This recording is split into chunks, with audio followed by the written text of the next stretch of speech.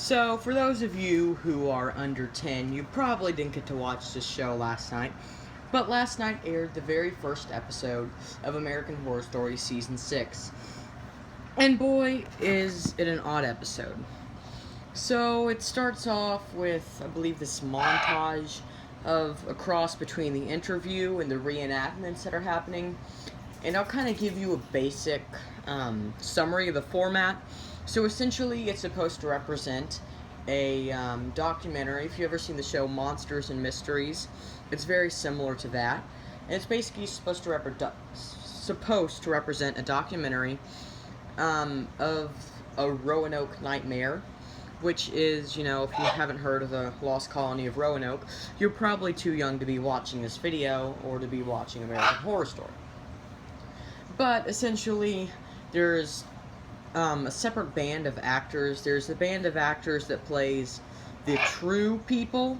Then there's the band of actors that plays the actors. And I know it sounds confusing, but it's actually very cool when you look into it. It took me forever to understand that. It was like mid-show when I was like, oh, that's what they mean.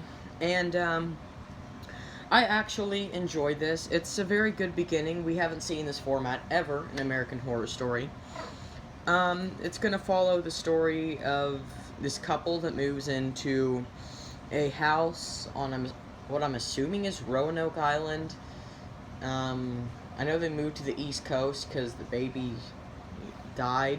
So, it could be Roanoke. I mean, it's called My Roanoke Nightmare, so I would think it would be at Roanoke. But, anyway, so they move to Roanoke.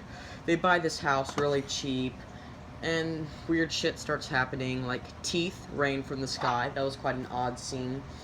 I didn't really like it. It didn't really make sense for me until later on in the show. And at the very end, a band of rednecks, you could say, I believe they are supposed to be old colonists, break into the house.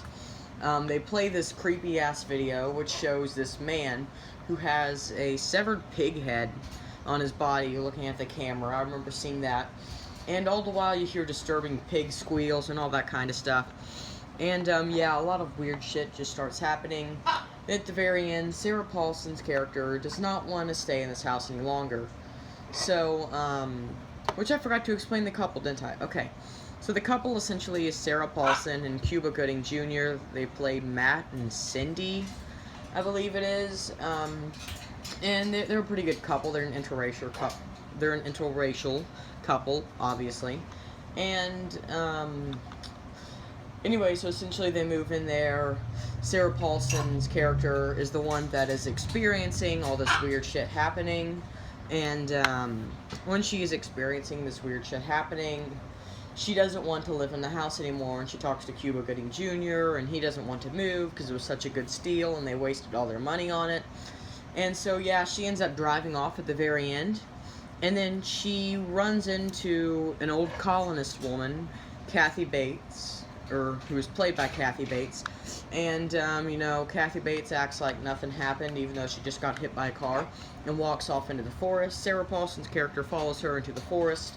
The next thing you know, the ground starts breathing. The ground literally starts moving. That was a really, really cool scene. And then you see a whole bunch of torches surround her, and we see one face, and that is the face of Wes Bentley, who I'm assuming is playing a Wicca character, because the entire trees were covered with Wicca dolls. So, it's very interesting. As you can tell, it's going to follow a very similar premise to that of Coven. So, I'll be excited to see what it's like. So, thank you guys for watching this video, and bye.